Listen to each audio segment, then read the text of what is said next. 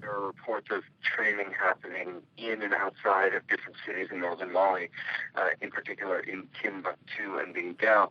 Now, this news about Afghans and Pakistanis has been reported before. It was reported actually by French radio, I believe about a month ago, and there were two separate reports. The first, that there were Afghans and Pakistanis conducting training in Timbuktu, and the second, that there were Afghan and Pakistani imams in the city of Kidal.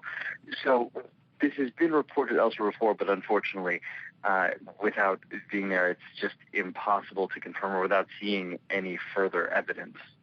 Now, the big Islamist militant group in northern Mali is Ansar Dine, and they have links to Al-Qaeda in the Islamic Maghreb, which is now, it started off in Algeria, is now expanded across the region. So how much of a threat does Akim represent to stability in the area more generally?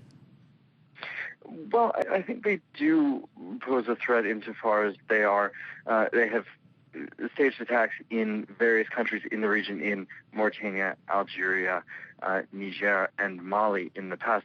And they are committed to a certain extent to spreading their interpretation of Sharia law, though it's a bit unclear if they're really committed to being at the forefront of that, or if they're going to do what they've done in the past, which is take a more pragmatic approach in order to maintain their safe havens in the region and their ability to operate. So I think they do pose a threat to stability in other countries if we look at the possible spread of terrorist attacks. But at the same time, I want to emphasize that AQIM remains constrained to a certain extent by the great distances of northern Mali, and also the difficulty in operating and resupplying. And of course, there's always the threat of foreign military intervention against their bases there.